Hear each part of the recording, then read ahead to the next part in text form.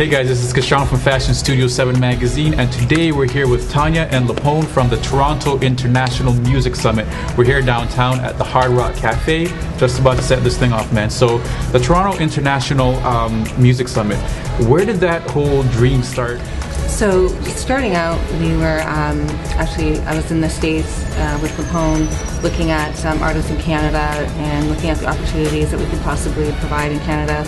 And we wanted to be able to give a global platform to independent emerging artists. We realized that there's a lot of talent here in Canada, but there's not that global platform to be able to give them the opportunity to look at bringing their career to the next level. You know, actually by me being a voting member from the Grammys, me being from the States, I've been able to see how you have your respective regions. Like you had Atlanta, who really struggled and was kind of exiled out of the actual entertainment community, and they began to like hone in on their resources from within. It became like basically a pivotal hub for entertainment. So with that same insight that was able to contribute with the founder Tanya Michelle, we were able to create the Toronto International Music Summit. So you can't just present anything and expect people to just jump on board. So I think it took some time for people to kind of get familiar with the brand and see if this is something serious and legitimate. And the founder Tanya Michelle was just working feverishly to make sure that the awareness and exposure was something that the Toronto International Music Summit was going to be something for everybody to hang their hat on. Say this is something that we have for our community, for our country. So one of the things in terms of talking to different artists, I found that they were looking for an opportunity to connect with the right people. So some of the other platforms that are out there right now, it's really, really expensive to attend. Some of the genres of music are not represented.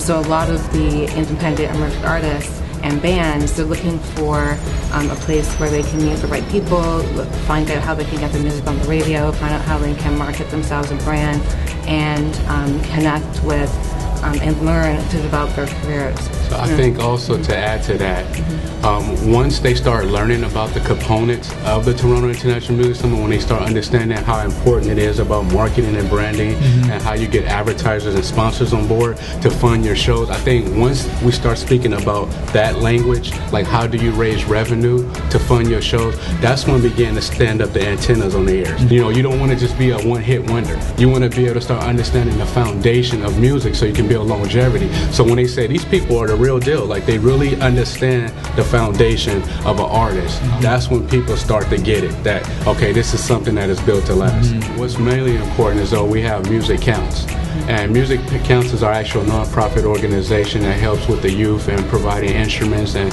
actual grants for actual music programs and so forth. So that's monumental. That has nothing to do with corporate. That's more so investing back into the artist who's very sincere and passionate about learning music. It's also a constructive outlet for the youth. You know, they can be doing a whole bunch of negative things, and with a lot of cutbacks that are taking place worldwide, this is why it's dear to our heart to make sure that we have Music Counts as one of our non-profit organizations, because we strongly believe that the artistic expression is very therapeutic and constructive and it helps your development as a child.